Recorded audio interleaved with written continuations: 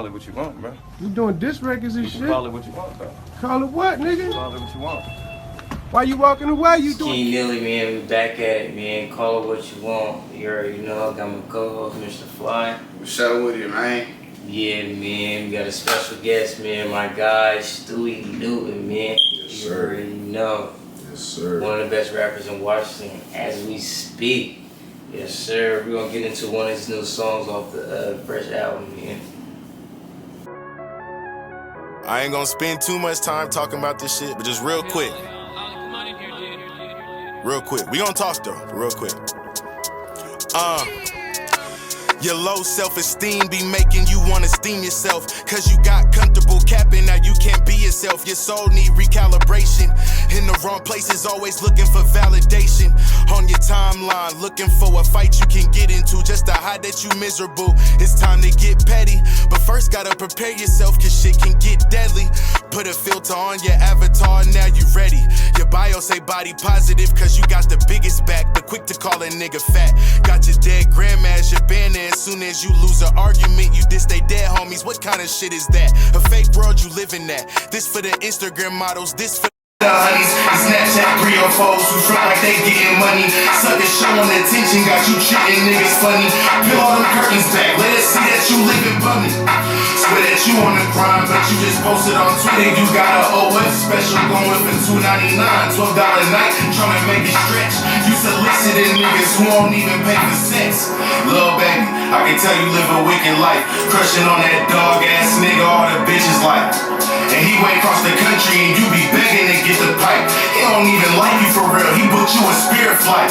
Nigga got you in the gulag and you online telling niggas to get a life. My third eye open so I can see what you going through. Posting your inbox when this nigga's ignoring you.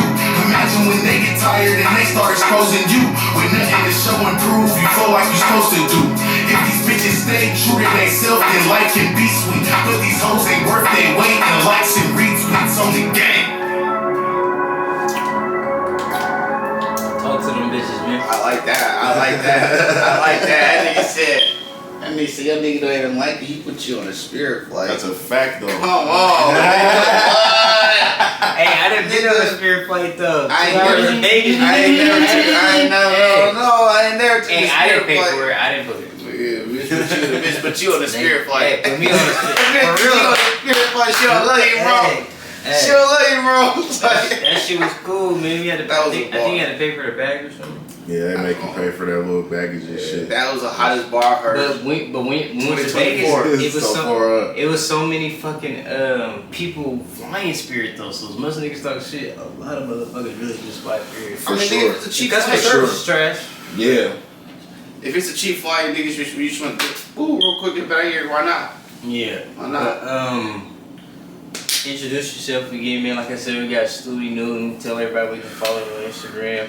Hey man, Social Stuey media. fucking Newton, you can't take shots cause I do the fucking shooting, man. Come Fucking on! I'm a long dick style, shoot your baby daddy long clip style, you know what I'm saying? You can follow me on all social media platforms at Stuey Hella Toxic. That does include Cash App, Venmo, in case any bitches out there want to pay me. Hey. But yeah, Stuey Hella Toxic on everything. Come on. Yes, sir. Get that shit, bitch. And you just dropped a new album at the beginning of the year, right?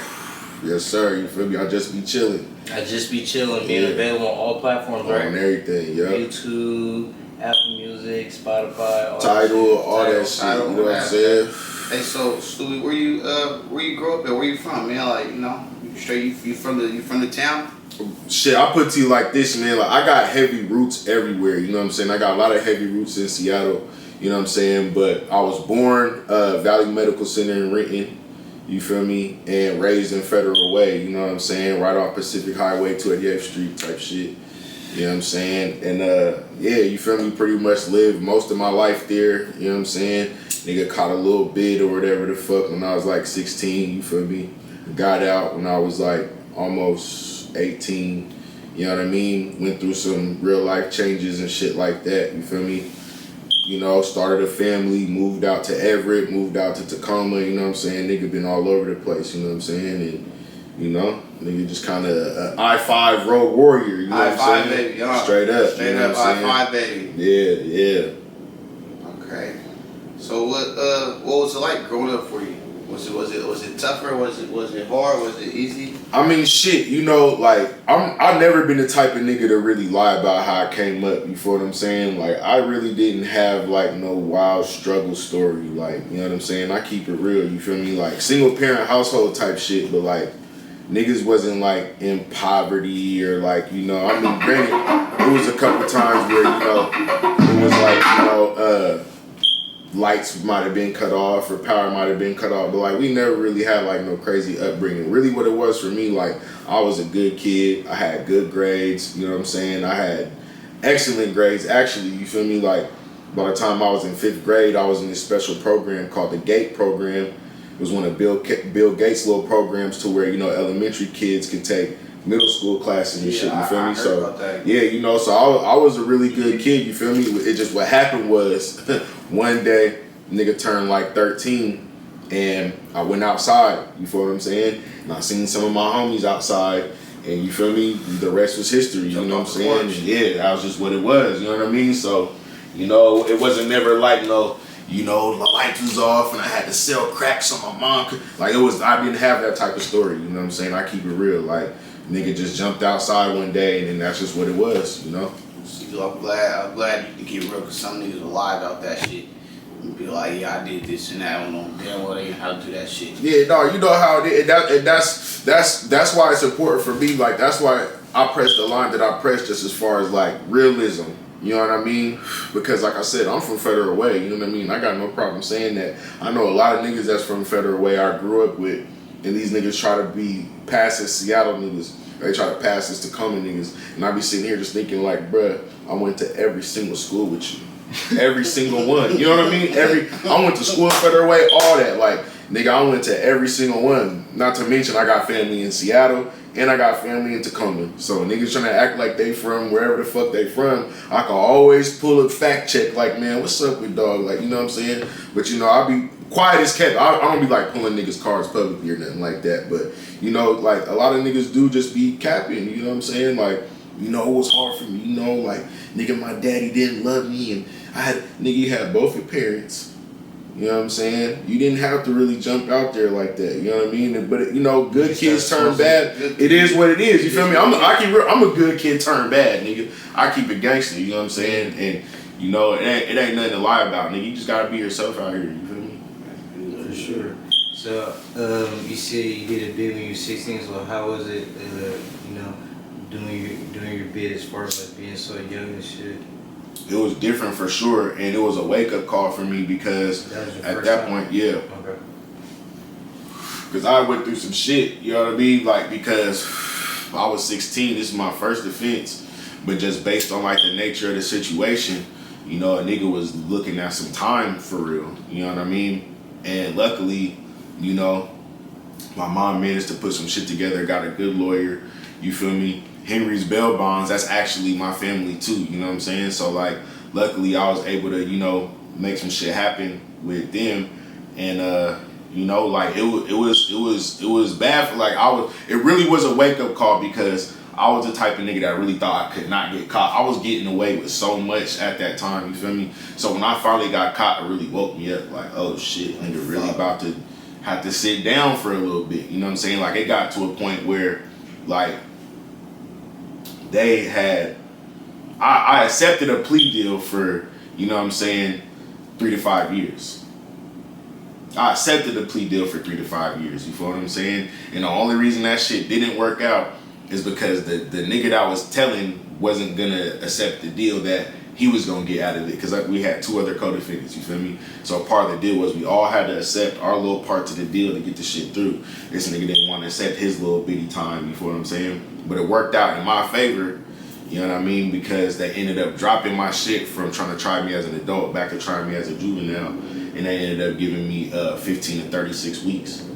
So, you feel me? And I had a guaranteed minimum, guaranteed to get out in 15 weeks. So I did some dumb shit, so I had to do 36 weeks. You feel me? But, you feel me? It definitely changed who I was, because like, even though I was in the crime, I wasn't really like no aggressive type nigga like that. You feel me? I kind of was just a cool nigga. But like being locked up, you really learn who the fuck you are. For real, for real. Like if you had any question about what you gonna do, how you gonna carry shit, get locked up, you gonna know for sure. You gonna know for sure exactly how shit's gonna play out for you, and that shit just kind of made me a little bit more savage. So when I came out, initially, I was a lot more aggressive. I was a lot more violent, and I was into some whole other shit. You know what I mean? But because you already feel like you already know what jail is. So. Yeah, like, and I at that point, I felt like, nigga, I had seen savage shit. Like, you gotta understand, you 16, 17 years old, and you know, you go into the cafeteria, this nigga sitting across from you doing 20 years. This nigga sitting next to you doing 40 years. And the day after that, not a day after they turn 18 and a half, they going to the pen. You feel me? And these is niggas you're on the main line with. And on top of that, I got the lowest sentence out of everybody in here. Everybody in here about to go to prison. I'm doing 9 months. You feel me? So it's a totally different experience. You know what I mean? And then it was a jump up from going from juvie, because when you go to juvie, they gave you the little bracelets. I don't know how they do it now, but they gave you the little bracelets that had the colors and shit. You know what I'm saying? And the colors will let you know like how serious your crime was. Yeah. So the red bracelet was the highest one at the time. You feel me? So when I'm in juvie, I got the red bracelet. So niggas is kind of backing off of me, like, you know what I'm saying? Like, okay, you know, this nigga might be crazy or something like that. So I go from that, niggas being like, okay, to going somewhere else where I'm doing 9 months and niggas doing 10 years, 8 years, 12 years. And niggas looking at me like, oh, okay. You feel me? Like, I got stabbed 2 days before I got out. Yeah. You feel me? Shit, Because I was going home. Niggas mad you was going home. I was going home. Niggas stabbed me, bro. That shit's crazy. Feel me? Like, you know, so like I just went through certain shit and saw certain shit behind the walls that it changed who I was forever. You know what I mean? So like, you know, but in a strange way, I feel like how some people act and how naive certain people be, I feel like it sounds crazy, but I look at a nigga and be like, I think you might need to go to jail, fam. I think you need to see what the real world is really like. You ain't got no blick, you ain't got no homies to call. It's really just you in there and nigga, your balls and your word, nigga. And you gotta be ready to stand for that shit at any given time. You got it. You feel me? Because it be savage in there, for real. Shit. Yeah, so what, you said you went to schools, you went to most of the schools your way, so like, what was a good school experience that you feel me, that you feel like go back on and be like, damn, bro, I do miss that. I do miss that 1 year that I did do that, or like, you know, I do miss that week of school that we was having, all popping and shit. Man, It can be elementary, middle school, high school, anything. Yeah, that's a good ass question. Because to keep it real, like really, once I kind of jumped off the porch on some street shit, like my experience in school changed a lot. You feel what I'm saying? It changed a lot, and then What you mean by that? Like, because like, and then on top of that, like I got an older brother, and I went to all the schools he went to. okay. So you feel me? I'm walking into these schools with his reputation as soon as I step in.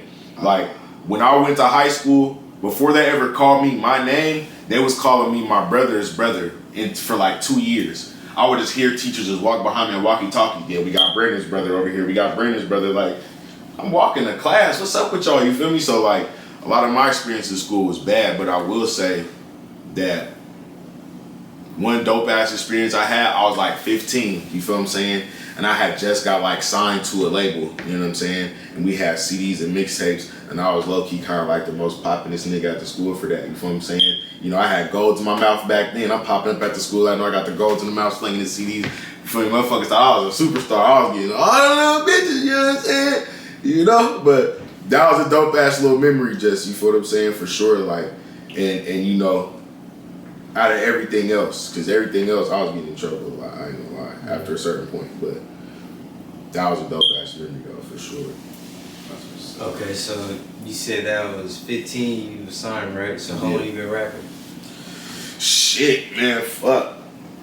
I wrote my first song for real when I was 8. So, you feel me? I wrote my first song when I was 8. I made my first beat when I was 10. I recorded my first song when I was 11. I fucking did my first performance when I was 14. Got signed when I was 15. Had my first mixtape out at 15. You know what I'm saying? Like, you know, I kind of had a jump start in the game. You feel what I'm saying? Because I don't know. I don't even know why I just started rapping. One day I was like, I want to write a rap song, and I just never stopped. How did that progress? Like, so you said you started at 8 and it went from that. That's like what made you do that at a young age and keep going and like keep going and keep going? I keep it real, man. I was 8 years old when I wrote my first song, you feel what I'm saying? And then, like, my mom had moved us out of the apartment we was living in the house on 288th, the notorious house that I lived in over there on 288th Street, whatever. And I met my homeboy named Doe, you know what I'm saying? Shout out my nigga Doe Lucapelli, y'all check him out, you feel me? And, you feel me, he was like 1 year older than me. And real talk, I don't even remember how we met, how we came across each other. But this nigga rapped too, so this nigga had a karaoke machine and he had a tape. And when he rap, I beatbox, and then when I rap, he beatbox. You feel what I'm saying? So this nigga was like, yo, one day he came through, he's like, yo, I'm about to move though. You know what I'm saying? I'm about to move to the other side of Federal Way. But he was like, dog, I gotta let you borrow this game though, bro. You can make your own beats on it. It was called MTV Music Generator. Oh shit, that's crazy. That's sick. So I'm like, word? He's like, bro, I'm gonna let you borrow it until I move, but you gotta convince your mom to buy this for you because you can make beats on it. So I'm like, oh shit, nigga, how you much really was can that make at the it. time? I don't even remember how much games was. I think brand new games was like $39.99 or some shit like that. Yeah, you feel me? This is PlayStation 1. Yeah, the first PlayStation. It was probably it was like $30, $29. Yeah, you see what I'm saying? Like, this is back then, so you know. So boom, I'm like, yo, you really can't make beats on this motherfucker. So I convinced my mom to get that shit. She got that shit for me. And I was making beats on that bitch like a motherfucker. You feel me? So that's how I started making beats. Was on MTV Music Generator. You know what I'm saying? I never even heard of that. Bro. We was probably 5, 6 then. Man, that shit was crazy. This was what, like 99? Yeah, it was like It was like 99, you feel what I'm saying? Like, shit progressed, like, niggas that made beats back then, like, I was so much of a kid, so it's crazy, like, when niggas hear about certain shit, they probably be like, man, this nigga young as fuck knowing about it. Like, we was fucking with I remember when Hip Hop EJ, that weak ass shit had came out, we was trying to fuck with that, but that shit wasn't about so nothing. it was, correct me if I heard you right, you said that shit was a video game? On the set for and you guys were PlayStation. making beats? Making beats. So it's like, it's like Guitar Hero, but you guys are making beats type shit.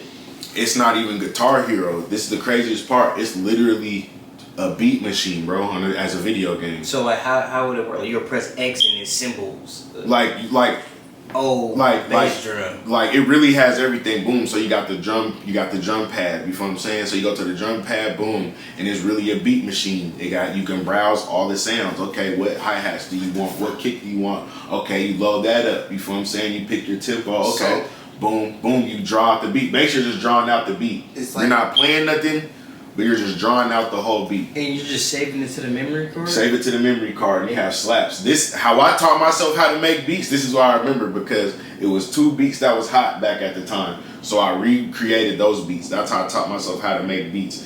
It was that Timberland and Magoo song. I can't even think of the name, but you know the You Got Served beat. Remember the beat they first danced to when You Got Served came on? Yeah. On my mama made that beat. That's the first beat I made on there. So I was like, oh shit, okay. And it was a Jadakiss Knock Yourself Out. Okay, Made that beat. On my mama made that beat too. So I was like, okay, that's how I taught myself how to make beats. You could literally make beats on them bitch. They even had a MTV Music Generator too. So you get, after it's saved to the memory card, how do you get it to somewhere else? Well, see, I ain't gonna lie, that's the part I didn't figure out. I didn't figure that part out yet because I didn't get that far. I wasn't rapping in the studio or nothing like that yet. So I hadn't even figured that part out. But by the time MTV Music Generator 2 came out, I was already on Fruity Loops.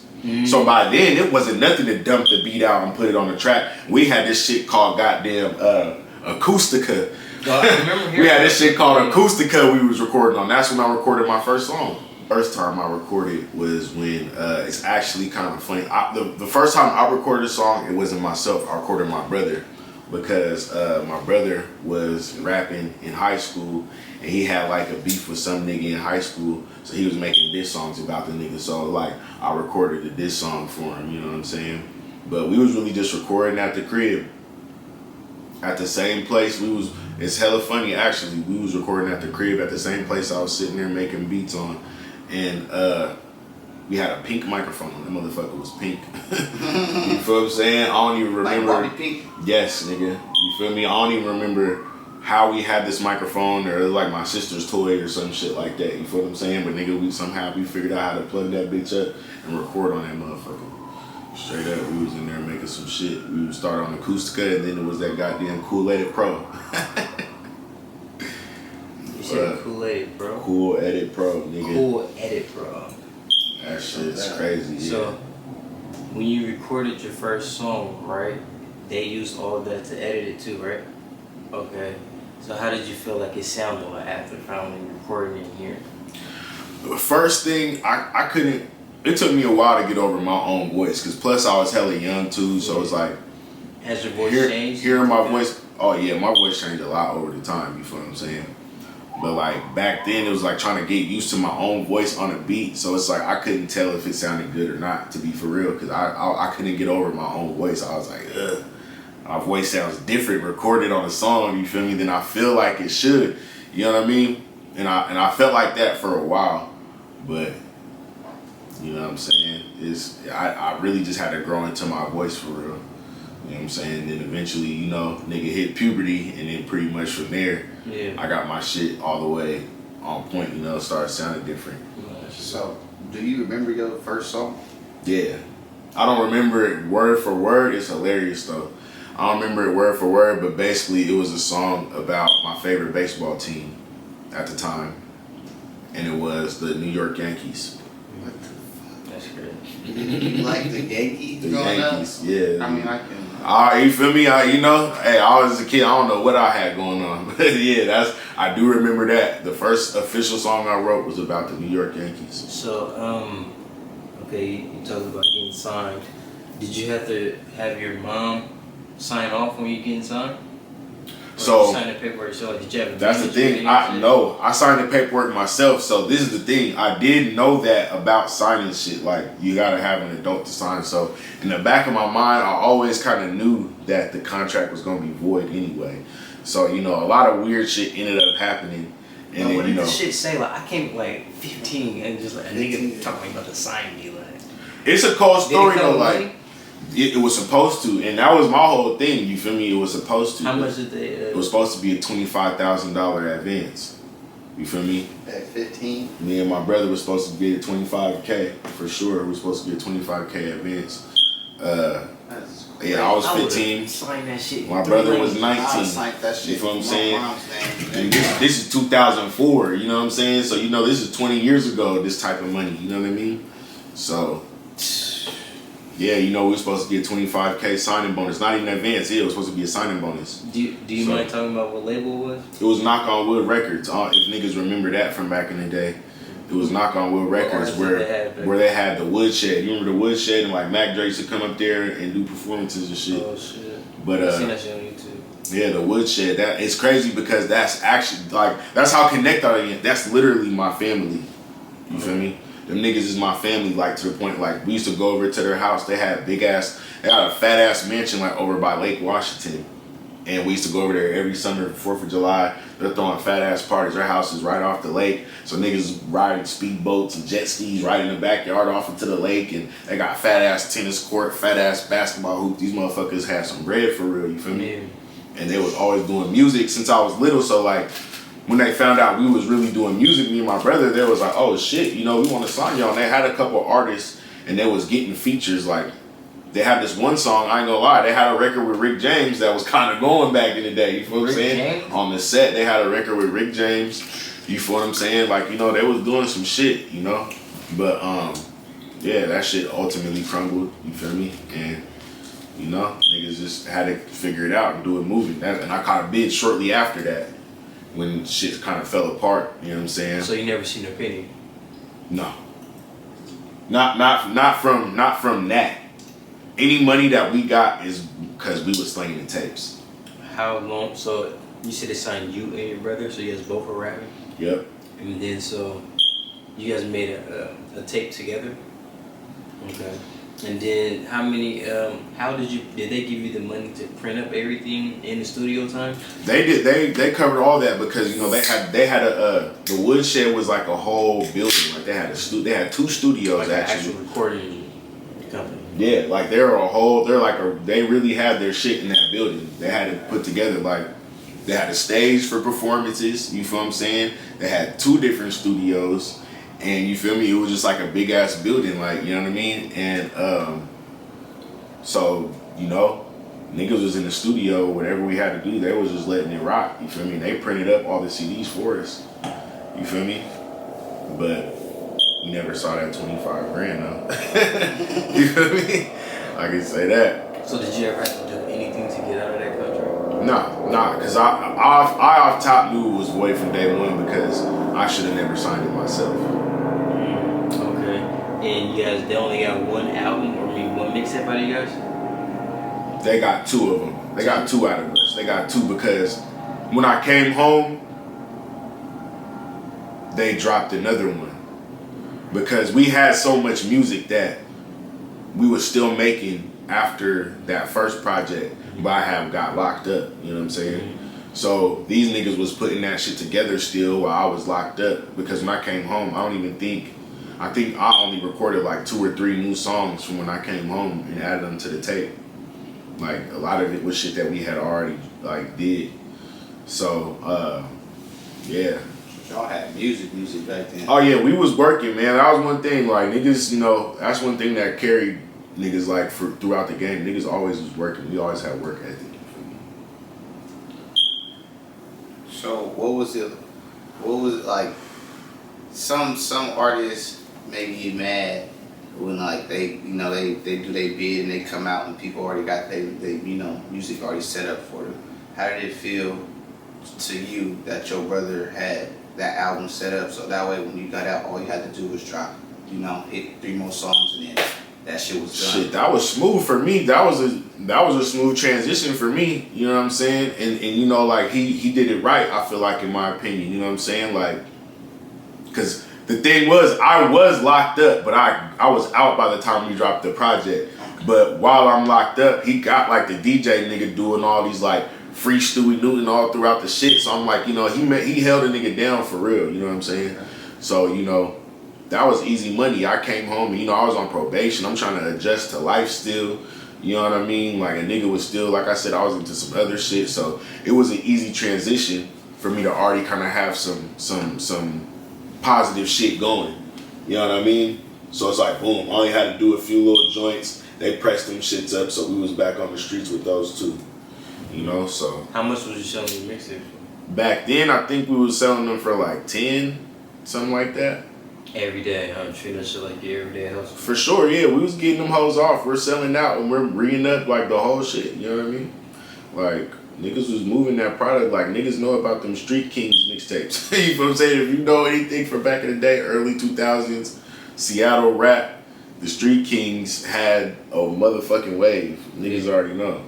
So, how do you think, I'm gonna ask you some other questions, but how do you think the transition now is from print? Would you rather be printing up your CDs right now and selling them hand to hand, or you like the streaming shit? You gotta stream this shit now. And the main thing why I realized you gotta stream this shit is because, nigga, they not even making cars with CD players no more. 9 times out of 10, niggas want to slump the shit in the whip. So, you feel me? You know? Can't Bluetooth it. Yeah, you know what I mean? You gotta Bluetooth that thing, man. You know what I'm saying? Gotta Bluetooth that thing, man. So, you know. But I do miss the CD days, though, because, nigga, I remember them days getting them hoes pressed up and hand to hand, really fucking with the people, delivering that shit out across the country. You know what I'm saying?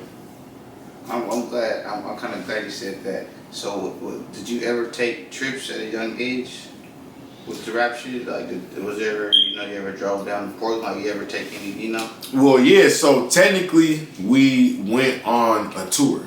Tour? Technically, it was a little small, little local tour. Like we did, a few cities out here in Washington. We did a few cities in Oregon, and we did a few cities in Idaho and Utah. You know what I'm saying? And how old was you at that time? At this time, I was 16, because this was right before I went in. I was 16, and that shit was definitely a motherfucking experience. Like going on, like it was still a tour. Like, you know, we actually had dates. Like we went out to Spokane.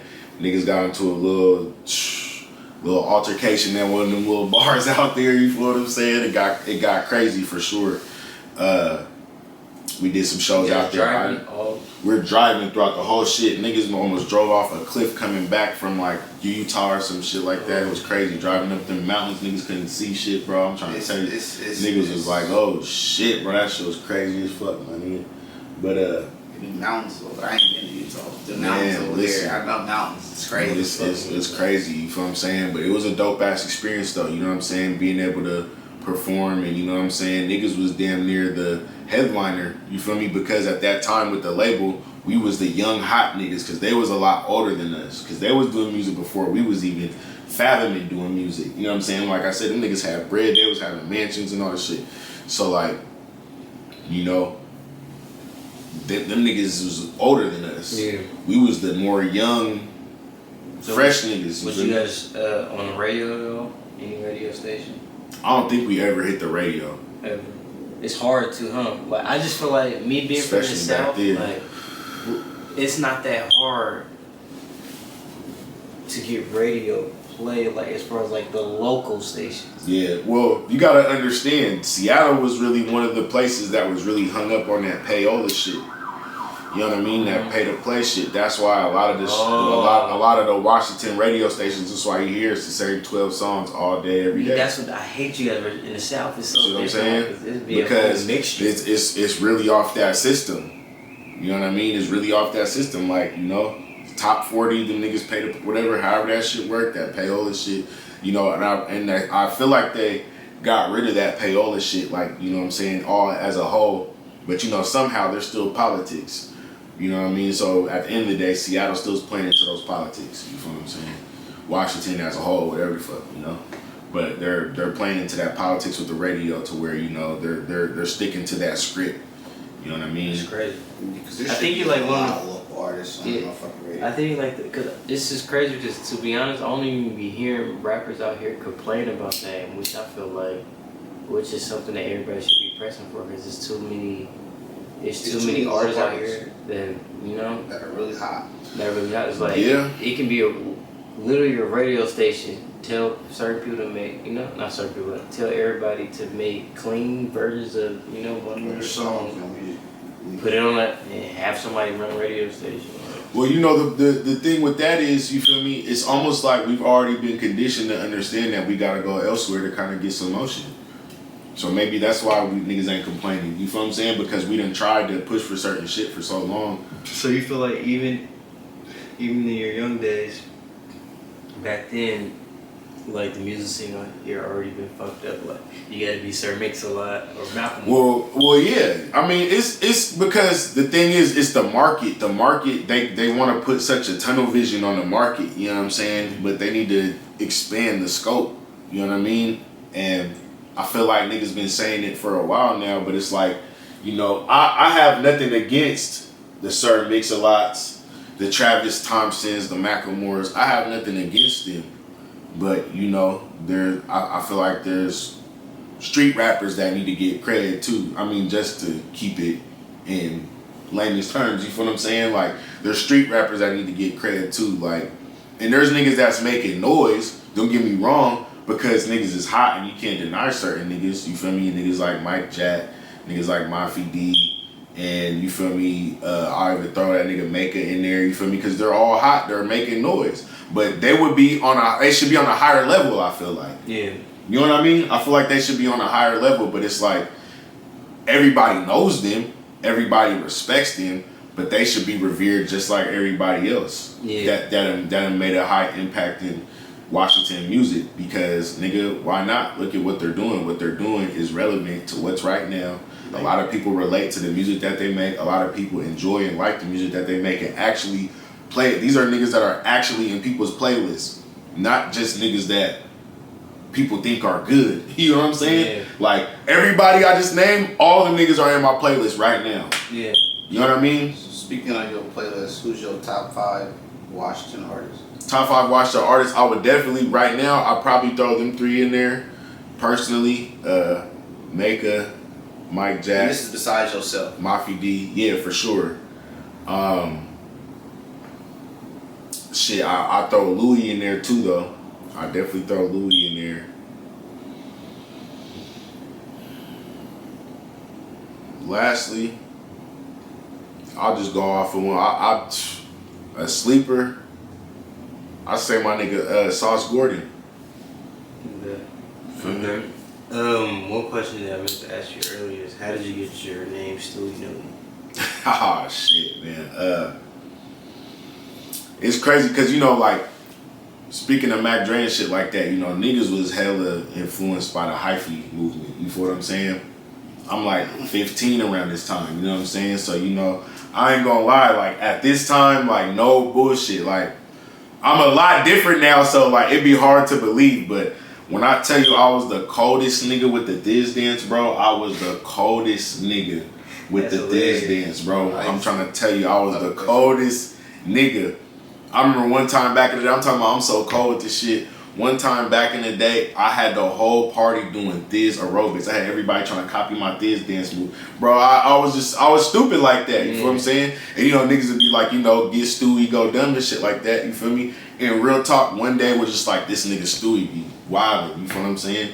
Cause I was jumping on somebody's car, you know, that was the thing too. I was jumping on somebody's car outside of Denny's on 320th and Pack Highway. We just got done eating and we came out there, and for whatever reason, niggas started turning up. Niggas a sideshow anywhere. Niggas start turning up outside of Denny's, 320th Pack Highway. I'm jumping on somebody's car. They like, man, this nigga Stewie's tripping. And that shit just stuck. Stewie just stuck. Niggas called me Stewie for like 3 years before I ever introduced myself as like, oh, what's up? I'm Stewie. Yeah. Niggas just called me Stewie. And I just threw the Newton shit on there because I fuck with that nigga Huey Newton. Like, you feel me? I always kind of like studied his you feel what I'm saying? So, you know, I threw that on there because niggas knew I was always still off that militant shit for real. So For sure. Yeah, that's really how I got the name. It's crazy. You feel me? So you talk about Huey P. Newton, like what did he mean to you and stuff like you said, you fuck with the militant shit, like what do you mean? Man, like I say when I was 14 was the first time. It sound kind of cheesy, but it's the truth. Like when I was 14 was the first time I really went back to watch the Panther movie. I still haven't fully watched that shit. And that just made me want to just go study Huey Newton, you know what I'm saying? And I would just study the nigga, and I studied his life, you feel me? And I was just like, I respected everything that he went through and how he did it. Like, you know, he wasn't even fully black, he was mixed. Yeah. You know what I'm saying? And you feel what I'm saying? He was going so hard for the black movement, like he was going hard for that shit. You know what I mean? And that nigga really put it on the line and sacrificed his life many times, you feel what I'm saying, to, you know, progress the movement. Like he was really about that shit. And that's what I always admired about him. Like that nigga was ready to put his life on the line for real at any given moment, knowing how important he was to this shit, but that's how much on the front line he was still willing to be. You know what I mean?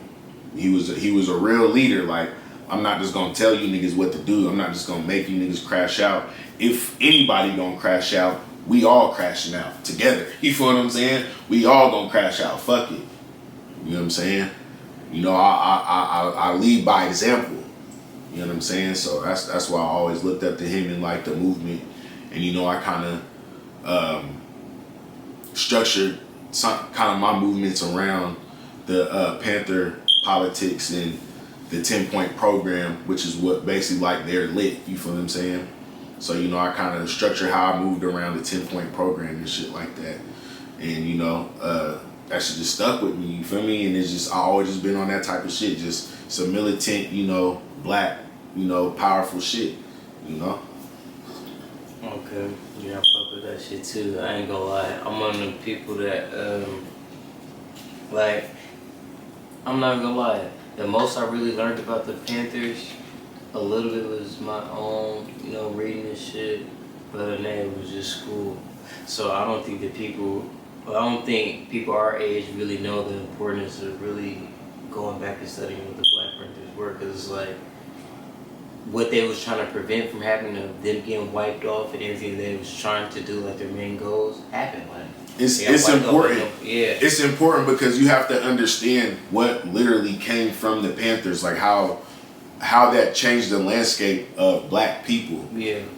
Like it's so detrimental because boom, you have to even understand what COINTELPRO was, and who J. Edgar Hoover was, and what he was trying to do to specifically the Black Panther Party by any means. You know what I mean? And not even just the Black Panther Party. You know, you could throw Malcolm X and Martin Luther King in there as well. You know what I'm saying? But you know, the Black Panther Party, the point was to wipe them niggas out, because at the end of the day, they were showing leadership. They were showing people that we had rights. If it wasn't for the Black Panthers, there wouldn't be a free breakfast program. Yeah, for sure, because they started. The Black Panthers are the first ones that started the free breakfast program. And then you got to understand shit like Fred Hampton, you know, the 21-year-old leader of the Chicago chapter. Did you like the movie? You know what I'm saying? The movie was so cold, you feel what I'm saying? But I felt like people needed to see that because, you know, betrayal don't get no more realer than that. But that's how you see that shit is really happening, where the government is corrupting this shit to bring us down. So, you know, I'm saying all that to say this. The Panthers basically get wiped out, and what's left of the Panthers from that's born is what? Crips and Bloods. That's exactly what I'm saying. Yeah. You see what I'm saying? And you know what I'm saying?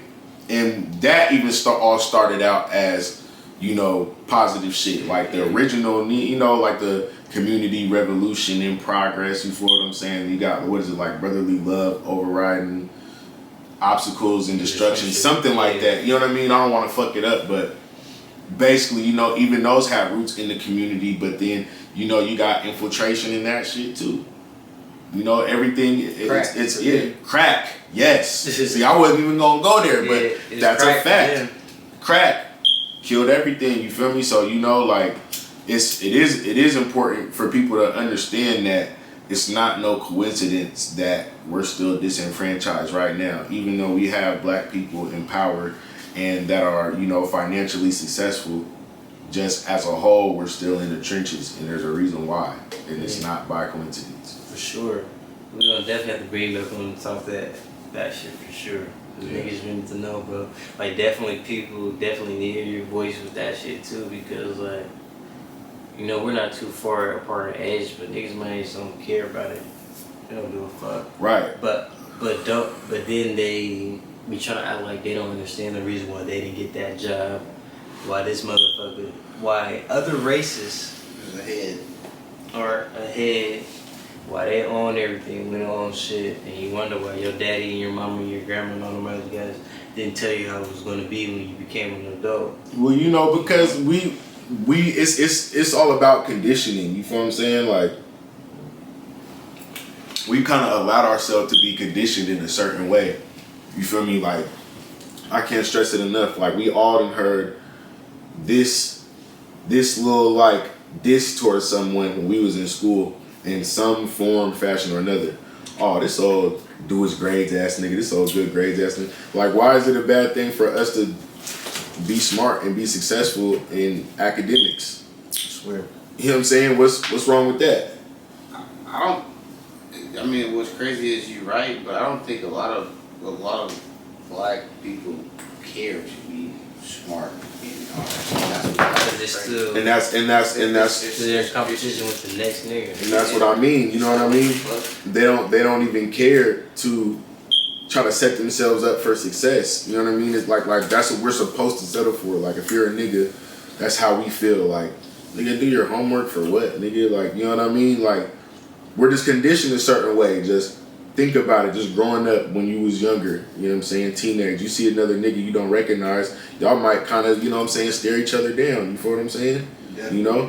But if you see a cop, you might try to, you know, like, oh shit, you know what I mean? You conditioned the wrong way. You feel what I'm saying? Like, that's my brother. This the enemy. Exactly. You know what I mean? I'll try to find a way to break the ice with a nigga if he looking at me crazy. You know what I'm saying? I'll find something. I'll be like, hey man, them shoes is nice, bro. You too clean to be looking at me all mad, bro. You know what I'm saying? It's good money. You know what I'm saying? I'll break the ice. Like, you know, I ain't got no problem letting nigga know, man, it's peace, you feel what I'm saying? I ain't on nothing, you feel what I'm saying? It's good money. You feel me? But as far as like a cop, I'll tell a cop, fuck you. You know what I'm saying? For real, like, you know, so that's just how I feel, you know what I mean? But yeah, you know, we can talk about that shit for hours. You know what I mean? So For real.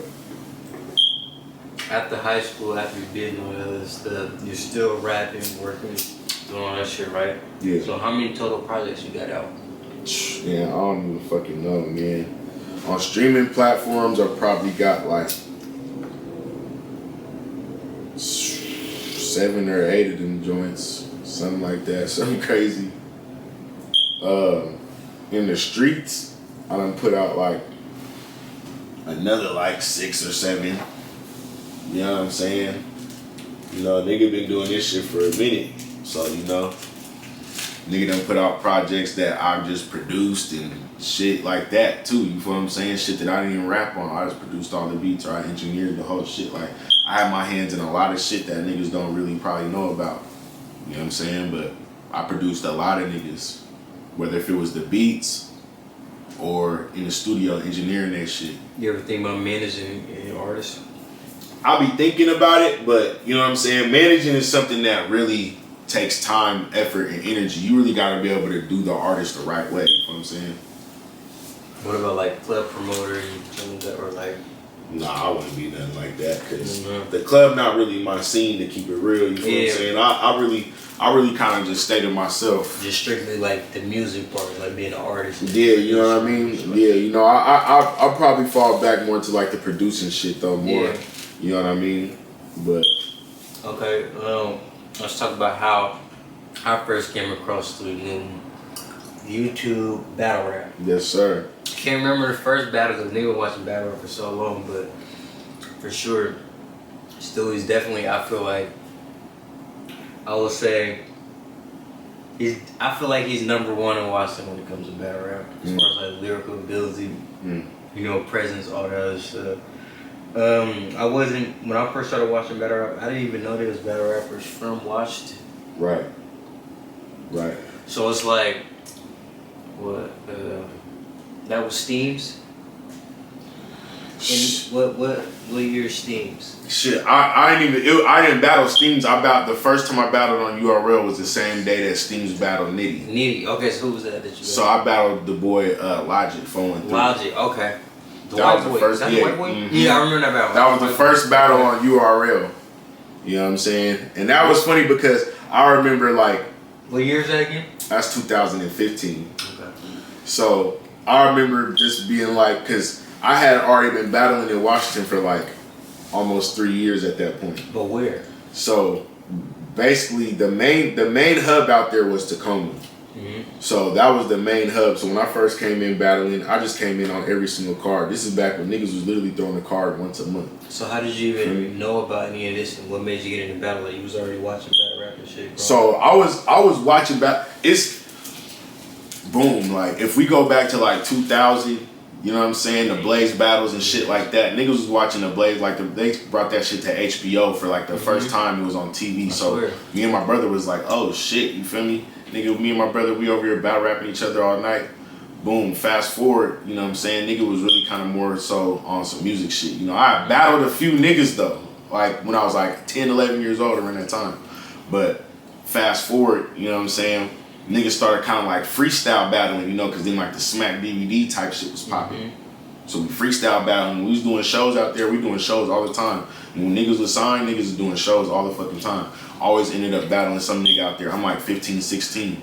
Nigga fucking grown men up. You feel what I'm saying? Getting on niggas cool. And this is when you had to come all the way off the top. You feel me? And just have some shit just, nigga, I'm coming through icing niggas though. You feel what I'm saying? For real, for real. Putting paper down, betting on yourself? Nah, we wasn't really going that far. I ain't gonna lie, we wasn't going that far.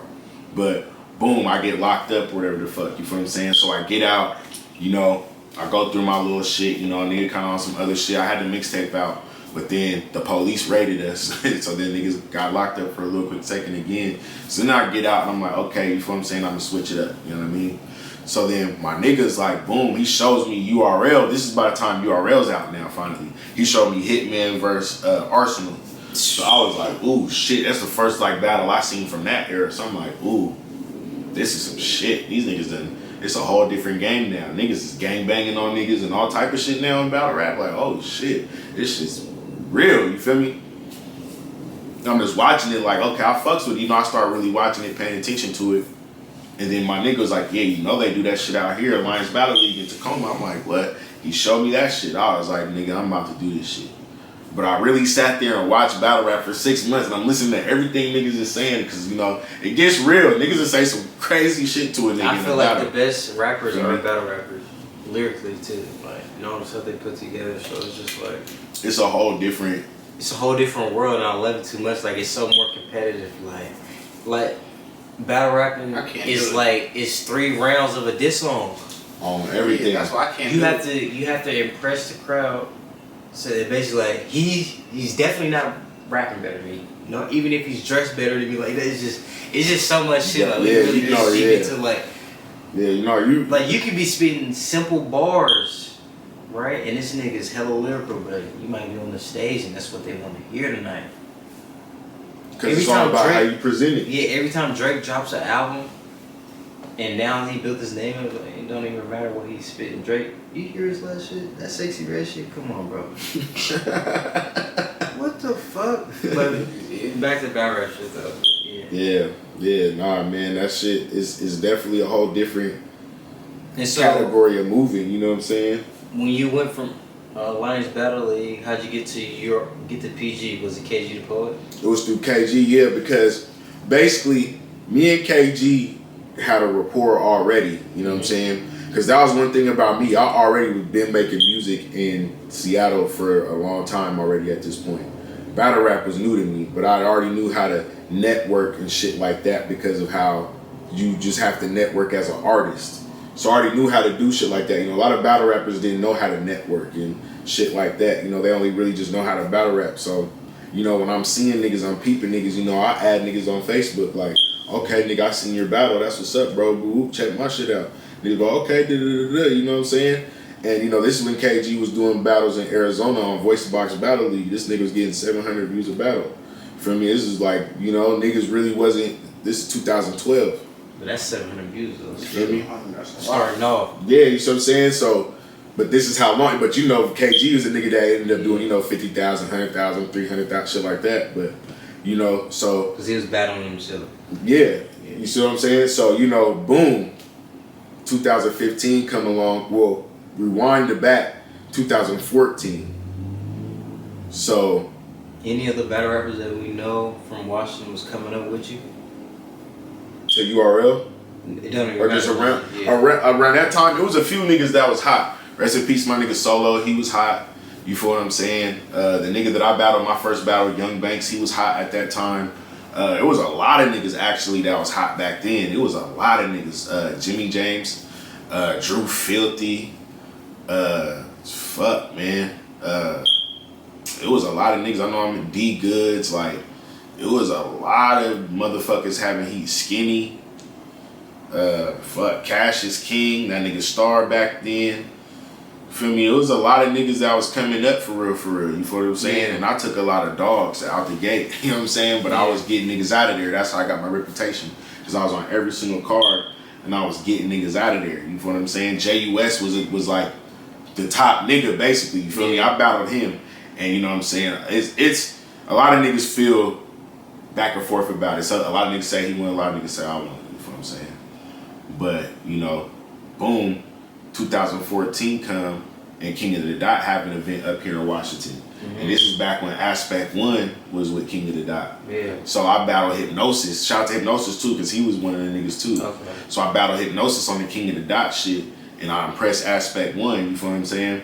So boom, 2015 come, URL's trying to form a Western branch, because you know back then it was strictly New York, maybe Philly, Detroit, Chicago type shit. Yeah, you feel what I'm saying? Battles in New York. But mainly New York. Yeah. Really, you feel me? Like if niggas go to Chicago, it was like rare, like one-off shit. You know what I'm saying? Niggas finally want to bring it to the West Coast. The first event in Vegas. It just so happens that KG and Aspect 1 are the two heads involved in the URL West Side branch. So when they came up with the shit, they both could agree we need Stewie to do a PG. So that's how I got to URL. You feel And me? this is free. You had to pay for your own travel. Had to pay for all my shit. PGs you don't get paid. You gotta pay your way till you make it out them hoes. And how many did you do? I did 4 PGs. 4. 3 of them dropped though. 3 of them dropped. 1 of them got vaulted. You feel what I'm saying? Because it wasn't really. I ain't gonna lie. The crowd for whatever reason was not fucking with either one of us. Oh, it was a crowd in this one. It wasn't fucking. You standing with on either stage one or of us. just like the? Oh, you standing on stage. This is a crazy story. A lot of niggas don't know. This is in New York. This is the Perfect Day to Die weekend. You know what the same night this? You know what the same night this was? What? Mike P versus Av. Oh yeah. I rapped on that same stage, nigga. That's crazy, bro. On my mama, rapped on that same stage. That's like But they was 700 people in there, right? Black Bear Diner. It's probably like 400 or 500. Okay, 400. It looks crazy. Yeah, Black Bear Diner. It's like 100 niggas on stage. Yeah, niggas. They're not diner. It's like called Black Bear something. I said Black Bear Diner. That shit's out there in Federal Way. And you had to pay to fly to New York too. Yeah, I had to pay my way out there. You feel what I'm saying? And you know, like the crowd was not fucking with the nigga. They wasn't fucking with either one of us. You know what I'm saying? So that shit got vaulted. Did you get booed? No, I never got booed. Okay. I never got booed. It's fucked up. They didn't react to my very last bar. The only bar I said that shook the room, they shook. It was the very last bar that I said.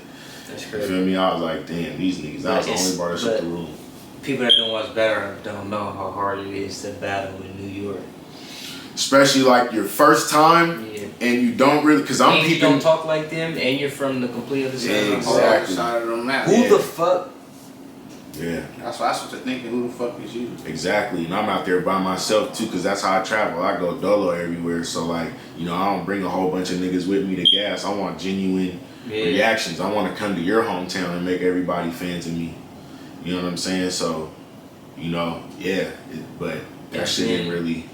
You know. But even though you said that was your 4th battle. That was my 3rd PG. Okay. My 4th PG was against Dre Vicious. Okay, yeah, Dre Vicious. Yeah. He's from Cali too, right? He's from Cali. He's a Crip too, right? Yeah, he's from Washington, Great Street. Yeah. Fucking terrible. Jesus Don't Christ. do I'm my sorry. nigga like that. I'm sorry, bro. I ain't Because listen, Nah. when it comes to certain niggas, like we don't get to the reason why you're about to retire or whatever. Some niggas should be retired because it's just not good, bro. Like, I can't tell you a Dre Vicious battle that I know that's good. He had some shit. What league was it on? Because to be honest, when it comes to West Coast leagues, Yeah. them niggas are so loyal to the niggas in the West because they want to put the West on, so on. The niggas just be on the card, bro.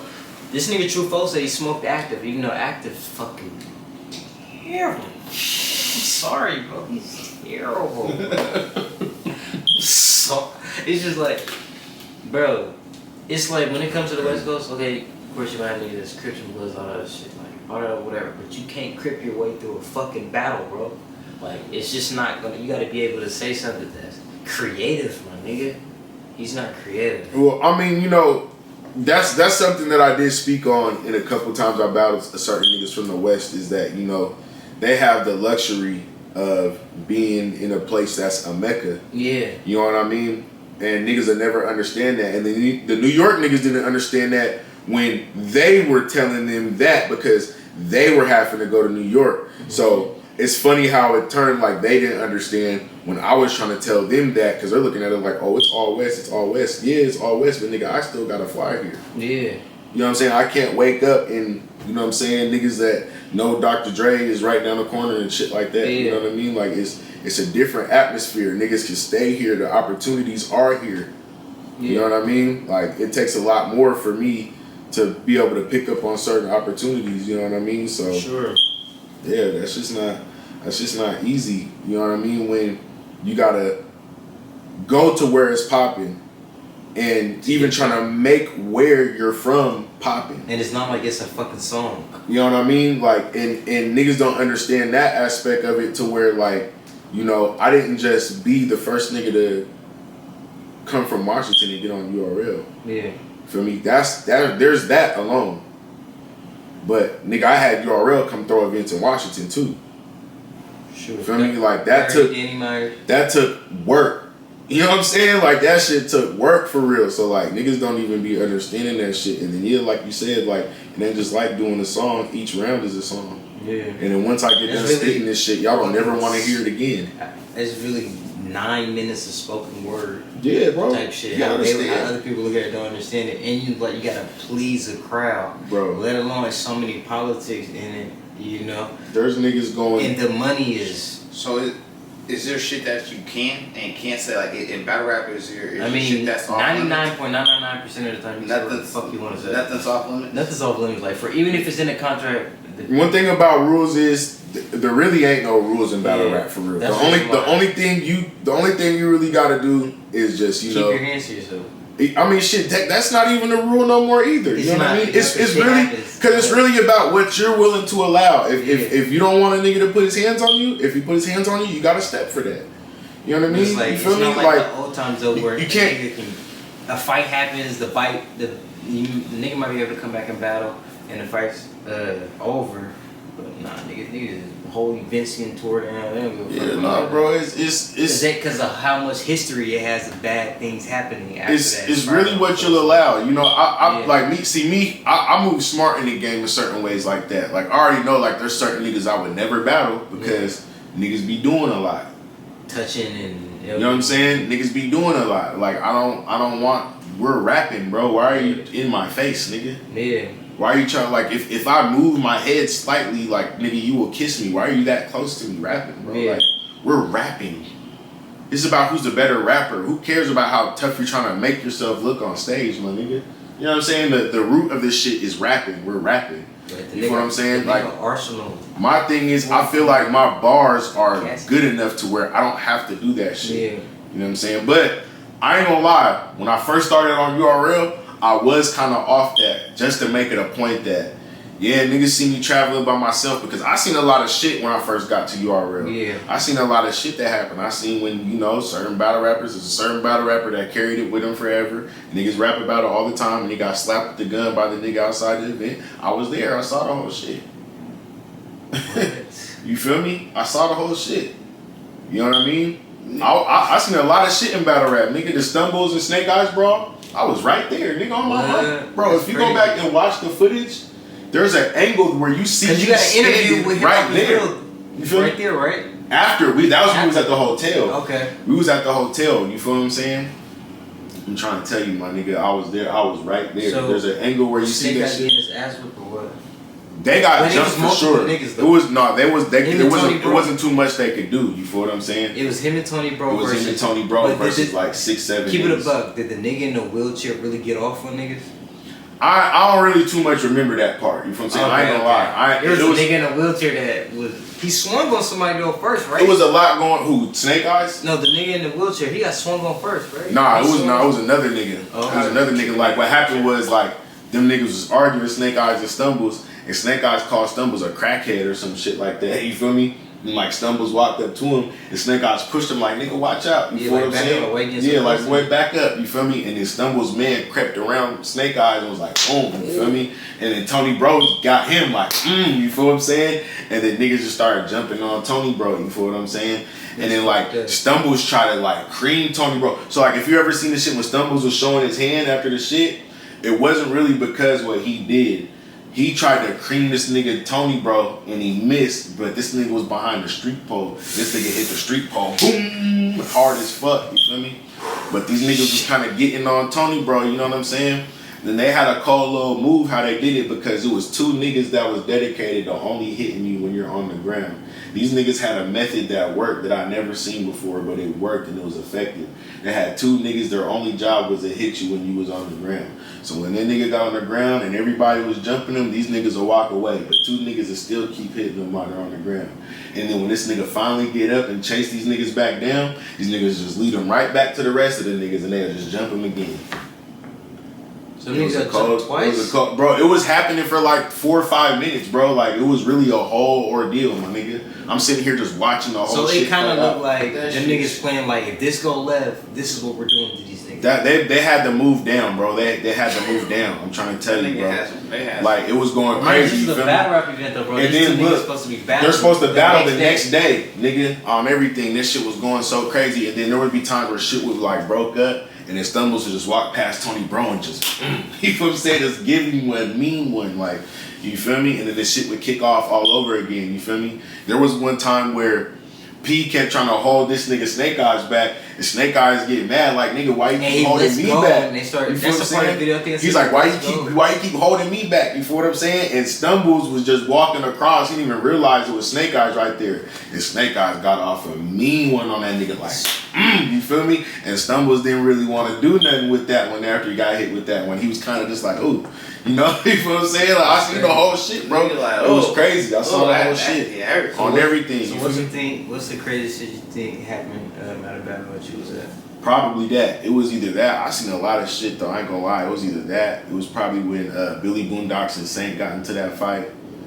That was probably one of the. That was kind of funny though. You feel what I'm saying?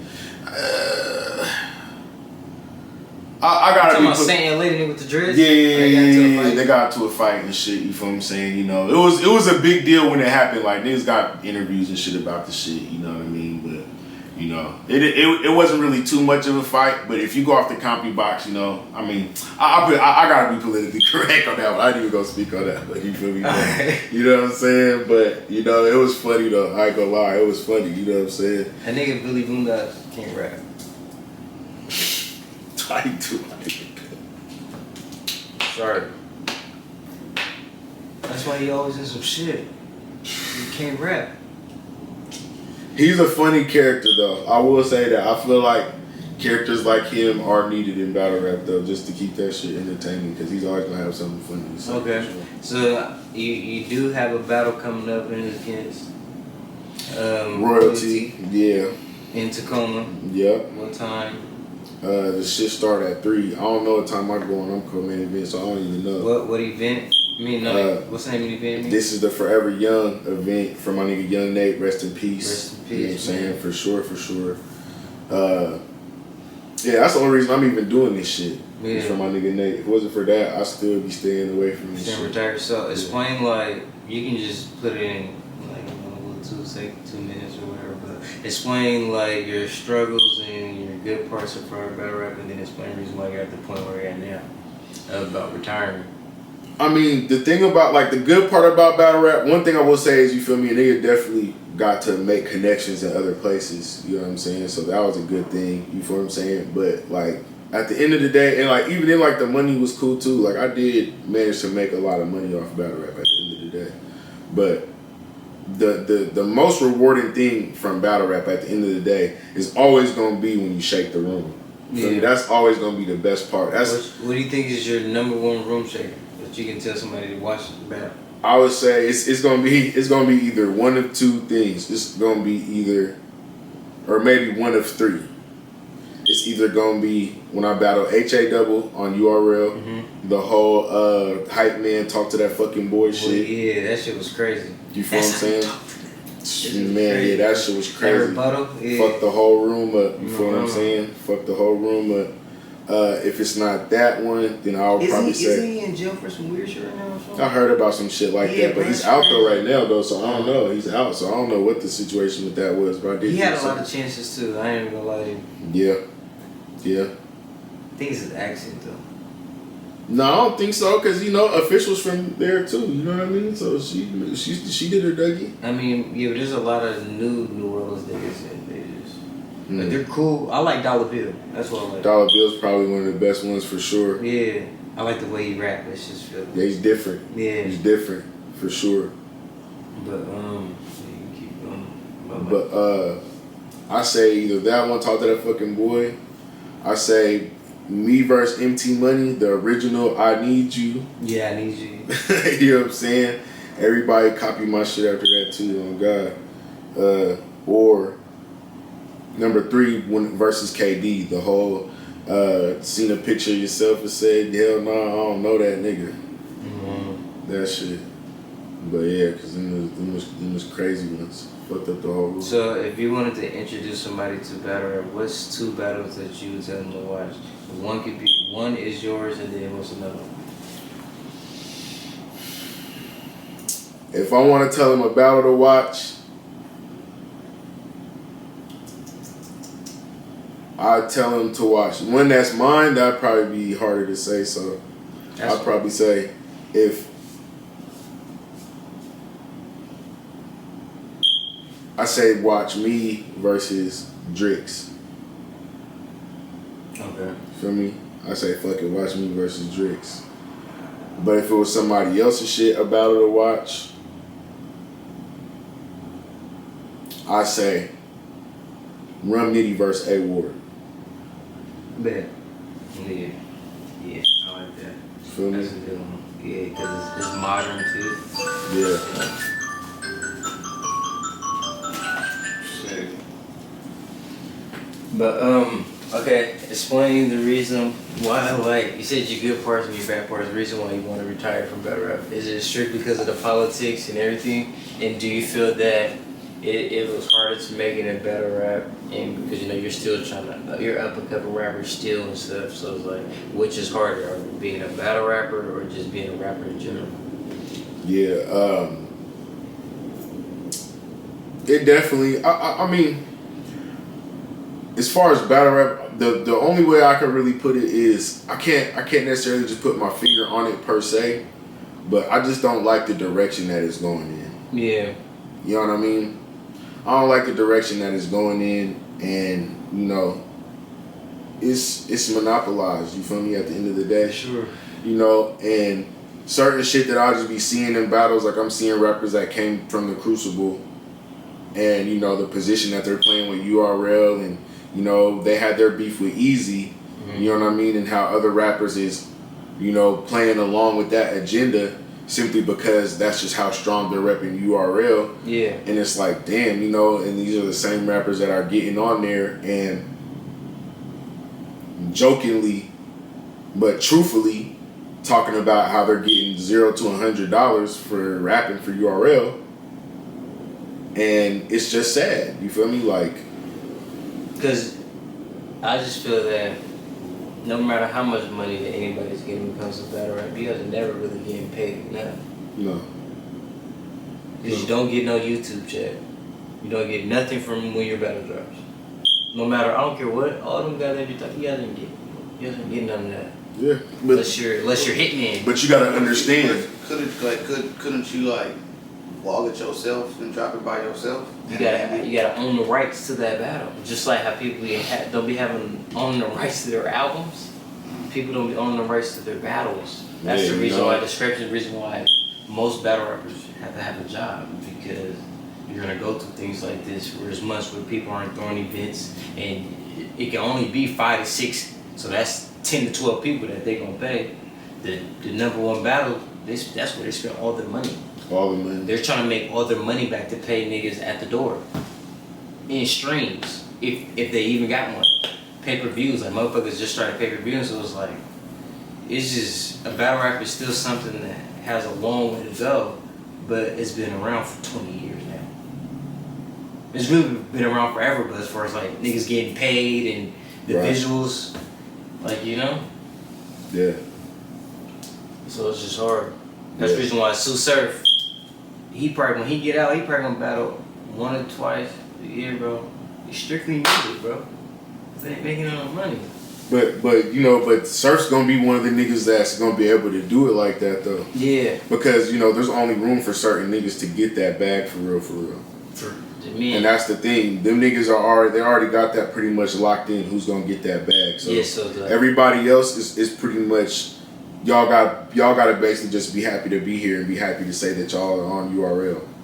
I swear. And that's what it comes down to. And you know, my days of being happy to be here was over a long time ago. Yeah. You know what I'm saying? Like, those days was over when I got out to PGs. Like, nigga had to have been happy to be here to pay 4 times for my own flight and hotel. You know what I'm saying? Yeah. Gotta be happy to be here. But after that, yeah, I'm not happy to be here. I want my bread.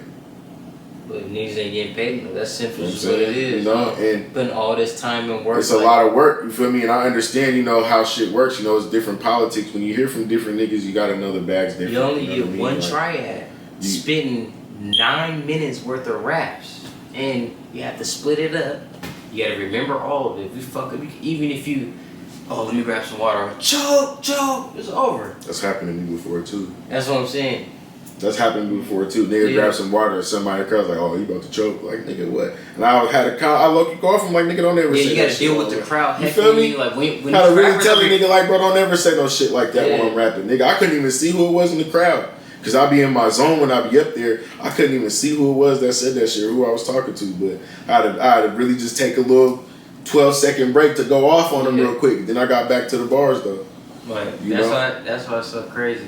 But we can transition back to the album after this next question. I just want to say, what's some motivation you got for the new young battle rappers trying to make it in Washington, and give me a few young battle rappers that's coming up that everybody should be looking out for. Shit, man. I'll just tell niggas, you know, if you coming out of Washington and you doing this shit, man, you gotta be able to look at the marathon of this shit. You know what I'm saying? Because it's never gonna be just, you know, I mean, not never, but you can't bank on just an overnight rise to the top in this shit coming from Washington. You gotta understand that it's already just gonna be harder because where we from. You know just what I'm saying? In the industry. Yeah, it's automatically gonna be tougher. So, you know, if you come out here, the best thing I could tell a nigga is when you get in battles, take anybody. Just take anybody. It don't matter. Take anybody until you get to that point where niggas are calling you out of state or calling you from a bigger league.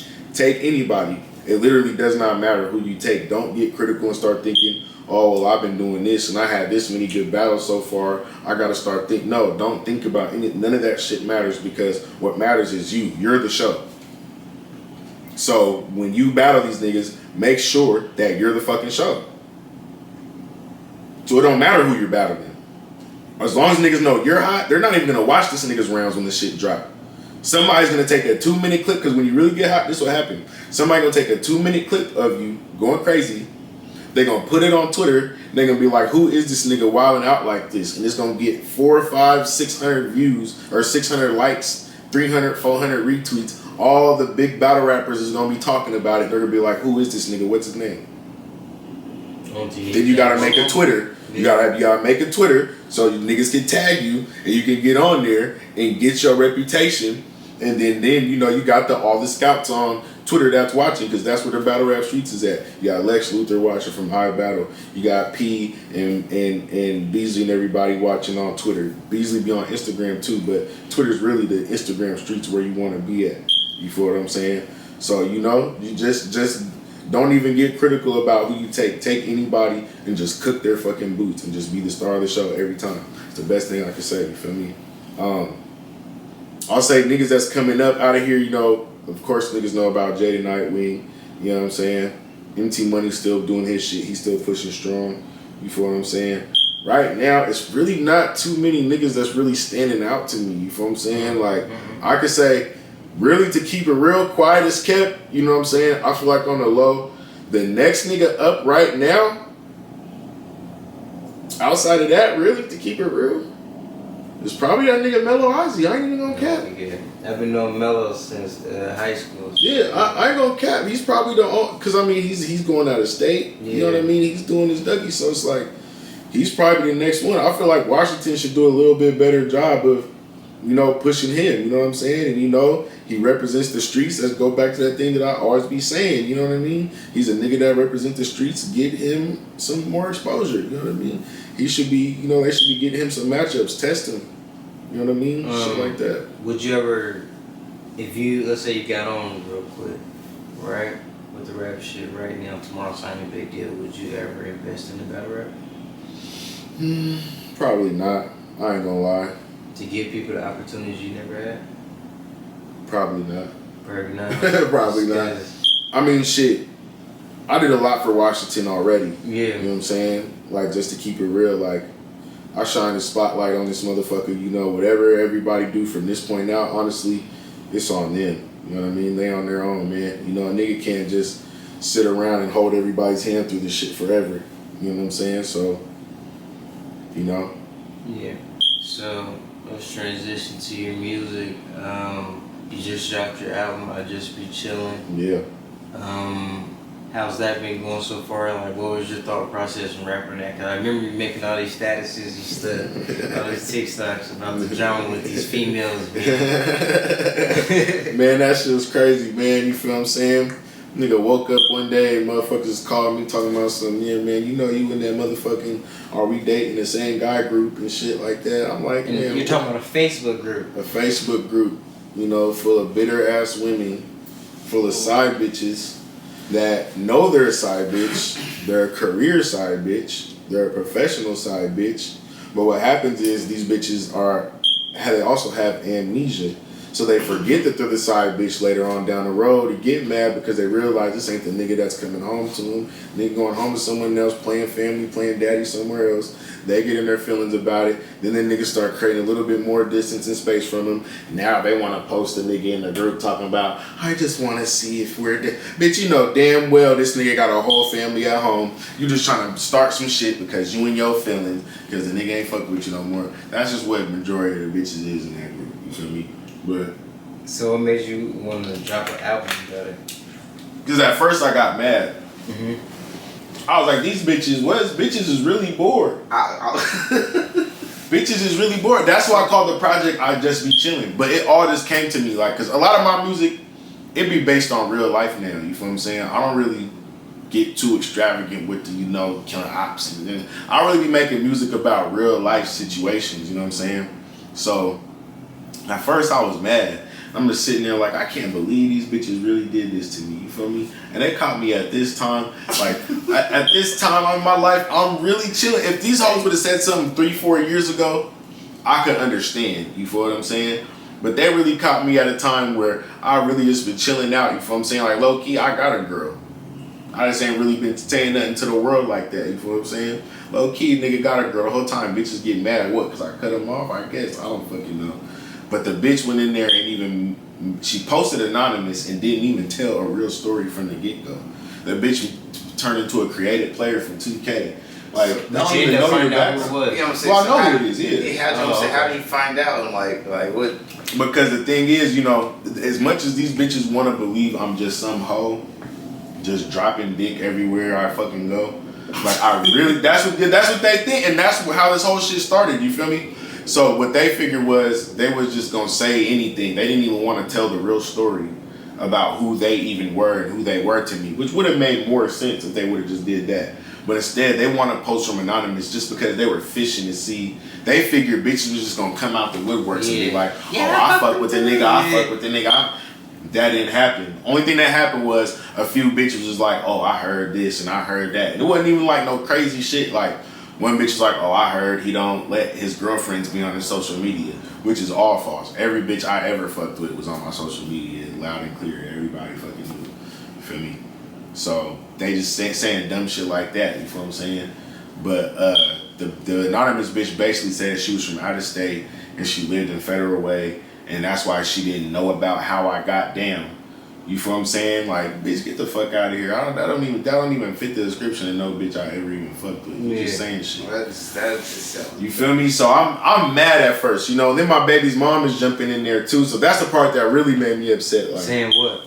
Basically just ha-ha and kikiing with these bitches. And I'm like, why do that? Why you even? You know, like, come on, man. You know, like, if I seen some shit like this popping, I wouldn't even, and like, if the shoe's on the other foot, I wouldn't even jump in and say nothing at all. You feel what I'm saying? Just because it's like, that's messy. I'll probably say something to you about it. Yeah. Like, oh, well, did you know you was in this group? Yeah, I didn't say nothing, but I'm just letting you know. But nah, you know. But that's the even funnier part was she even called me to let me know that shit happened. Woke me up out my sleep. I want me and my daughter sleep. Because she can't call my phone. So she had to call my daughter's phone. Woke us up out of sleep 12 o'clock at night.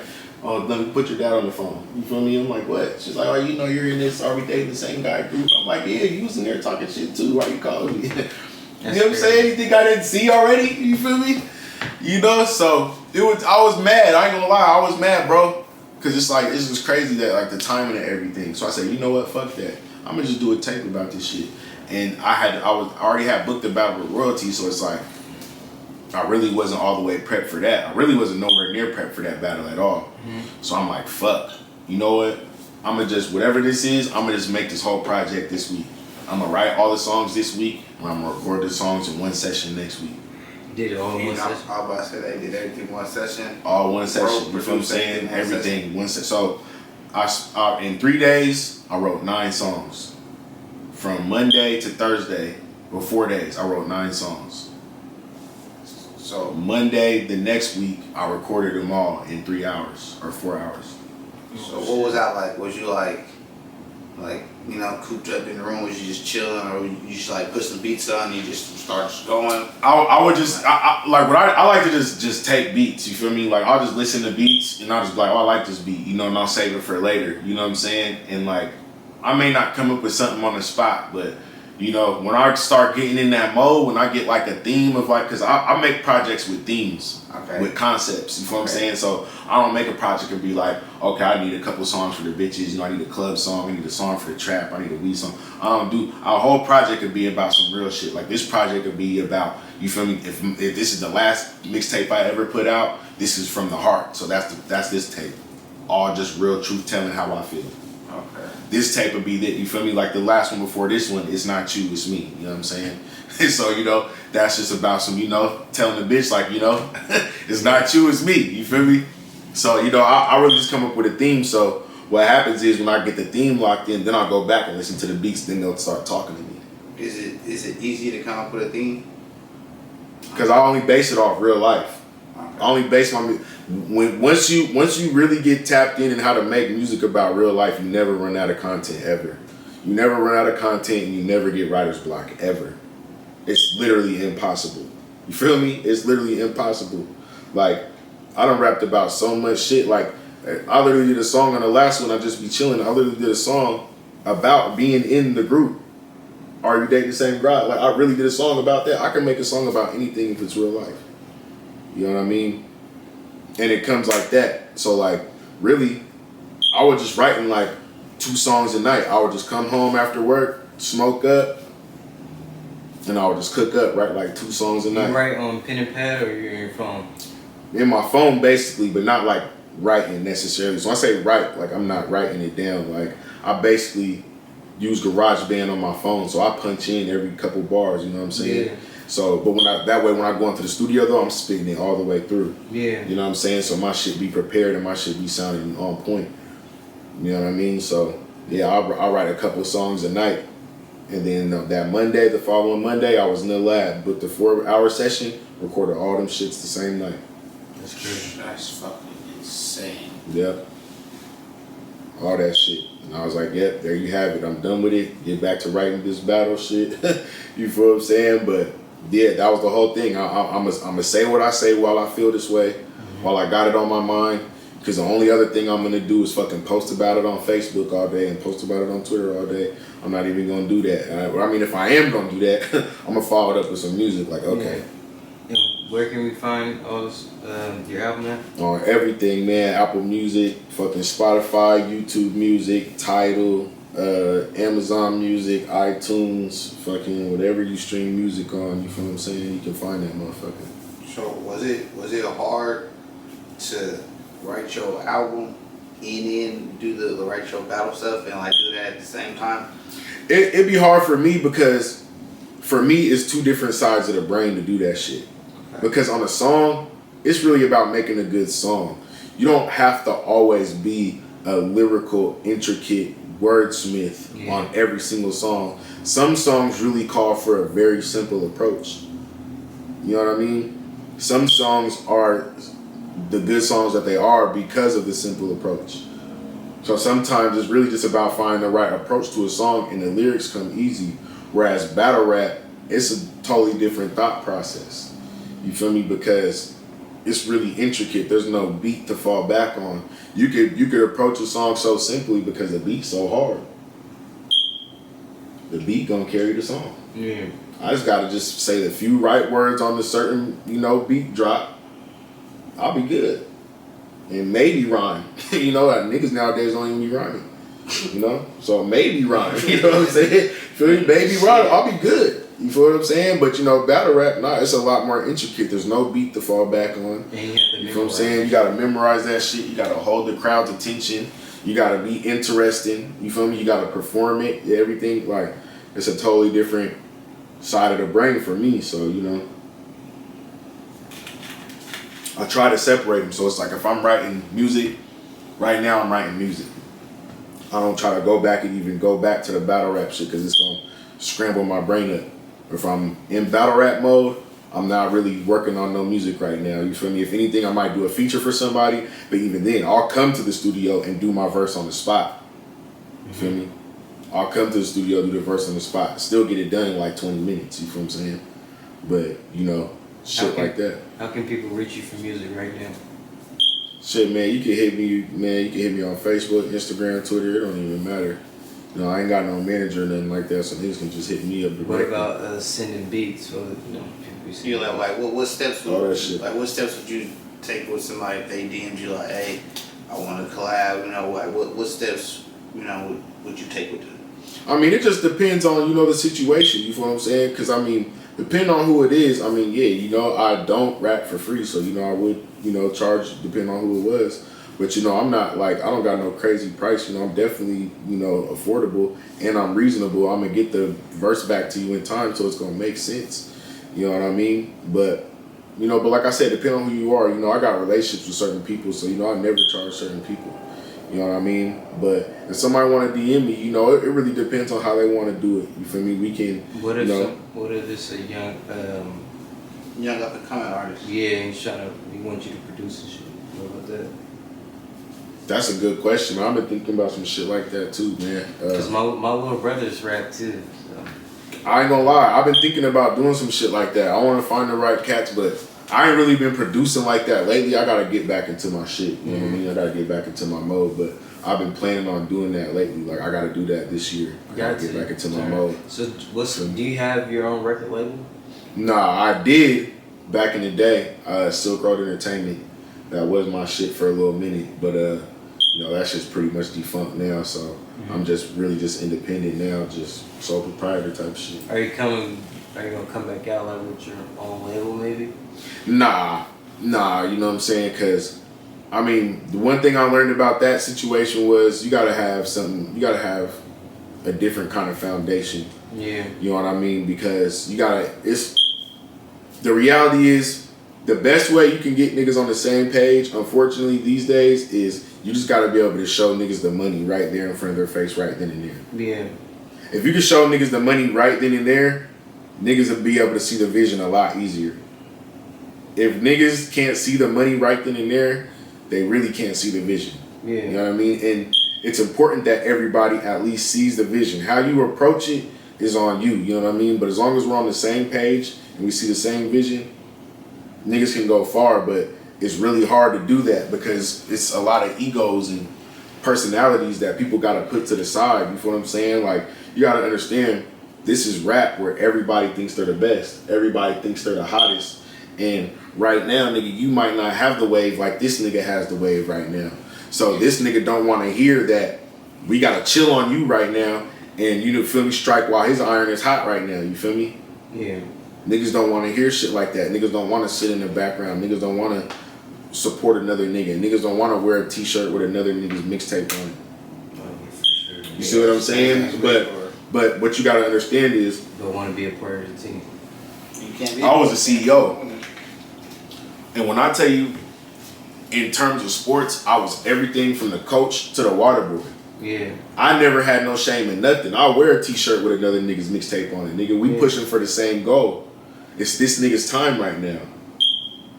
You feel me? If his shit's catching the streets, nigga, that's what we're pushing. Period. You know what I'm saying? And I was really like an unselfish nigga. Like a lot of niggas will be like, don't sign to a nigga that's a rapper. He's always gonna put himself first. Nigga, I only dropped one project the whole time I had that label, and that was when I first started this shit, and that was basically a project that I already had. Yeah. I only dropped one solo project. Everybody else, I was trying to make sure everybody got their love. You know what I'm saying? Unbiased, put money into niggas, the whole shit. You feel me? So, you know, I probably wouldn't do a label again just because it's too hard. You know, and the smartest thing they did, like looking in hindsight too, out of everybody that was on the label, the smartest thing would have been to just have everybody just get behind me. Yeah. At the end of the day. But I'm so selfless, you know what I'm saying? I'm so, I want my niggas to get on, you know what I mean? But the business is the business. Yeah. But if we couldn't get niggas on the same page about other niggas, I know niggas wasn't gonna be on the same page about me. Yeah. So, you know, it wasn't gonna work anyway.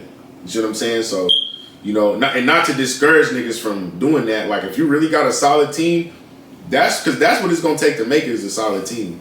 You either gotta be a solid team or you gotta be a jack of all trades. That's the only ways you gonna really, you feel me, get some motion going on. You know what I'm saying? You gotta have a squad with you, or you gotta be a nigga that got enough talents and outreach like you are your own squad. You feel me? For sure. Yeah. What advice would you give to the young kids that are becoming rappers right now? Shit, man, tunnel vision, man. Tunnel vision. Just stay dedicated, stay focused to that shit. Don't let shit throw you off. You feel what I'm saying? And you know, just be a rapper. There's nothing wrong with that. Just be a rapper. You know what I'm saying? Everybody's job isn't to prove that they live what they rap or whatever the case may be. Who cares? It's entertaining. We all know it. Niggas trying to get a bag. You feel what I'm saying? Just be a rapper. A lot of niggas capping their rap anyway, so you You feel might what I'm as well saying? just rap. Just be a rapper, you know what I'm saying? There's nothing wrong with that. You feel what I'm saying? Like, when I got to a certain point, like, I knew it. Like, nigga, I'm a rapper. I'm not gonna sit here and act like I'm still out here standing on the block, slinging packs and, no, nigga, I'm just rapping these days, my nigga. You know what I'm saying? Like, it ain't nothing wrong with that. Nigga, rap niggas is getting money. Mm-hmm. You know what I'm saying? That's what's cool. Getting money is cool. Taking care of your family is gangster. Having money is gangster. You know what I mean? So, just be a rapper, you know what I'm saying? And don't let none of these politics in the streets throw you off from your path. You know, everybody's gonna go through that little period of time where you from, niggas gonna try to challenge that. He's not from the hood. Simply because you might not came around for a while because you got your own shit to do. Don't let that shit deter you. Don't let none of that shit get to you. You know what I'm saying? Just tunnel vision. You feel what I'm saying? Keep that shit going. Keep dropping. You know what I'm saying? Keep dropping. Don't worry about the YouTube comments. Don't worry about the haters. Don't worry about if you feel like your numbers didn't do what you thought they was gonna do. Keep dropping. Keep moving. You feel what I'm saying? Stay in their face. You know what I'm saying? At some point, something's gonna happen. As long as you stay working, something's gonna happen. That's just how this shit works. You feel me? For sure. You got any upcoming projects or anything you want to talk about or anything else you have going on? Shit, man. As of right now, man, you feel me? Really, I'm just about to do this battle. I just dropped that last project, you know what I'm saying? And, you know, I dropped one shortly before that, too. The It's Not You, It's Me. You know, so basically just promoting that shit. You know, I'm working on another project, but I'm probably not going to really drop it anytime soon. You know, I got a lot of shit out there in the streets I'm going to really let marinate and shit like that right now. I got a couple other opportunities got popping. I'm about to really do the stand-up shit this year. You know what I'm saying? Do the stand-up comedy, so about to get that going here real soon, by the summertime for sure. And you know, yeah, that's the next little, you know. That's So what's your some comedian shit? Yeah, for sure. For sure. About doing that shit too. Yeah, man. That's why I said that. Bro, it's hilarious. You know, we work together and shit. So Niggas was really acting all up, they was bro. doing was laughing the whole time. God in heaven. So what's your goals? Shit, really, I just want to be an entertainer. That's my ultimate goal. You know what I'm saying? To not necessarily be boxed in. Yeah, not no celebrity entertainer for damn sure. Definitely not that. You feel me? We talking about a real entertainer. You know what I'm saying? Like, you know, not a nigga that's necessarily boxed into one genre. You feel what I'm saying? Like, oh, you know, he's a rapper, but oh, he can act too, and you know, oh, he do comedy. You know what I'm saying? And all that shit. You know, just a nigga that's a jack of all trades that, you know, you can just, you never know where you're gonna see me end up. Oh, nigga can produce and make beats too, and oh, okay, you know. You feel me? Just be known as an entertainer and just, you know, be able to get my bag that way and, you know, be able to just pay my bills doing what I love. What about, I remember you posting about a clothing brand. Oh yeah, man, shout out to randomidiotclothing.com, you feel what I'm saying? You know, we definitely going up, you know what I'm saying? Shout out my boy Sintu. You know, he been pushing that shit for a minute, you feel what I'm saying? Pushing the hard line with the clothing line. He was locked up for a very long time, you know what I'm saying? And it's crazy because he was pushing that shit and he was locked up. When I first met bro over to Facebook, like to the point where I didn't even realize he was locked up for like 2 years after we had connected. When he told me, I was like, damn, that's crazy. You been locked up the whole time? All these niggas I see wearing your clothes, I'm seeing Rum Nitty wearing the shirts, Geechee wearing the shirt. I'm like, damn, that's crazy. I did not know you was locked up, you know, but he recently came home and, you know, ironically, he's from out here too. I didn't know that either. Mm-hmm. So, you know, he's from out here, Shout you know. Shout out my nigga Sentu, man. So, you know, we linked up and he was just like, you know, I want to bring you on as a part of the company, just, you know, at very least as just, you know, like a spokesperson, as a rep, you know. So, yeah, for sure, man. You know, we definitely going to be pushing that real hard. When spring and summer come back out, man, we got some new designs already that's going stupid, you feel me? So, for sure. Yeah. Besides that, any last words you want to say? Hey, man.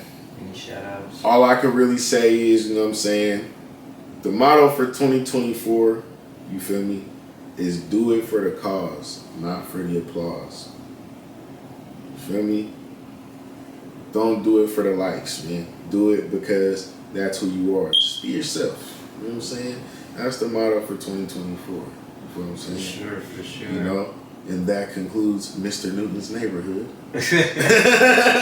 You know what I'm saying? But nah, man, you know, shout out to everybody, you know what I'm saying? Shout out to everybody that really fuck with me, you know what I'm saying, and support the movement. You know what I'm saying? You know, I wouldn't even keep going if it wasn't for everybody that still really pushed the nigga and supported, you know what I mean? Even if, you know, it may not be many supporters, you know what I'm saying? They're loyal, they're devout, so, you know, I gotta shout them out every single time. You know what I'm saying? Salute to y'all for having me on this motherfucking platform. Thank you for pulling up. You know what I'm saying? You already know, man. You feel me? So, you know, everybody just, you know, do your thing, man. You know what I'm saying? Yes, sir. Yeah. Call it what you want, man. Mr. Fleiss, let me know. We out. Come on.